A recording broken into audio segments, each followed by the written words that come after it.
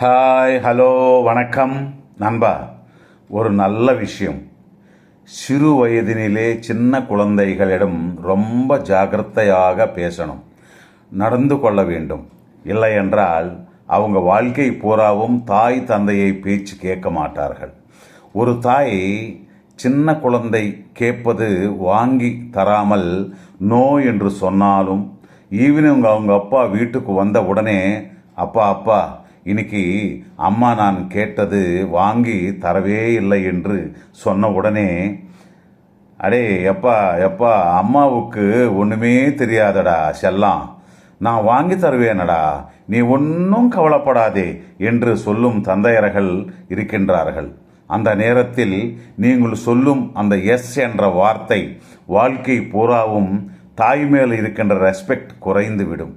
அதே மாதிரி அப்பா நோ என்று சொன்ன பிறகு அதுக்கு அம்மா எஸ் என்று சொன்னால் கூட குழந்தைகள் மனதில் தந்தைக்கு ரெஸ்பெக்ட் இருக்காது. அப்பா எப்பவுமே இப்படித்தான் எதையுமே வாங்கி தர மாட்டார், செய்ய மாட்டார், பேட் எண்ணம் வந்துவிடும். முடிந்த அளவுக்கு உங்கள் பார்ட்னரை குழந்தைகள் முன்பு குறைத்து பேசக்கூடாது. அந்த நேரத்தில் பேரண்டாக ஜெயிக்கலாம், ஆனால் அந்த குழந்தைகளிடம் அம்மாவுக்கு ரெஸ்பெக்ட் குறைந்து விடும். அதே போலவே அப்பாவுக்கும் தான். அதனால் அம்மா பேச்சு கணக்கில் வைத்து கொள்ள வேண்டியதில்லை, அப்பா பேச்சும் கணக்கில் வைத்து கொள்ள தேவையில்லை என்று வாழ்க்கை பூராவும் அவங்களுக்கு ரெஸ்பெக்ட் தர வேண்டியதே இல்லை என நாமே பிள்ளைகளுக்கு இன்டைரக்டாக கற்று தந்ததை போலாகிவிடும். இதை நன்றாக மனதில் வைத்து கொள்ளுங்கள். பேரண்டிங் என்றால் இருவரையும், தாயும் தந்தையும் இரண்டு பேருமே ஒரே வார்த்தை மேலே நிற்க வேண்டும். என்னைக்குமே அம்மா நோய் என்று சொன்னால் நீங்கள் எஸ் என்று சொல்லாமல், அம்மா நோய் என்று சொன்னால் அதுக்கு ஏதோ ஒன்று காரணம் இருக்கும் என்று ஒரு தடவை கேட்கலாம்.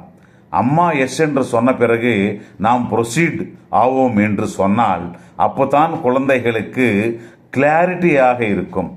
இல்லை என்றால் குழந்தைகள் உங்கள் இருவருடைய பேச்சுமே மதிக்க மாட்டார்கள். இது உங்கள் குழந்தைக்கு சின்ன வயசிலிருந்தே பழக்கப்படுத்துங்கள்.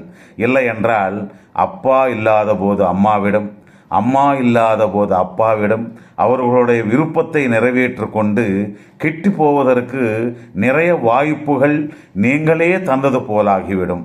பிள்ளைகளுடைய வளர்ப்பில் இது ரொம்ப ரொம்ப முக்கியம் நண்பா, தெரிந்து கொள்ளுங்கள். மீண்டும் நாளை சந்திப்போம் இன்னொரு நல்ல விஷயத்துடன். நன்றி நன்றி, வணக்கம். Please like and share, subscribe. Thank you very much.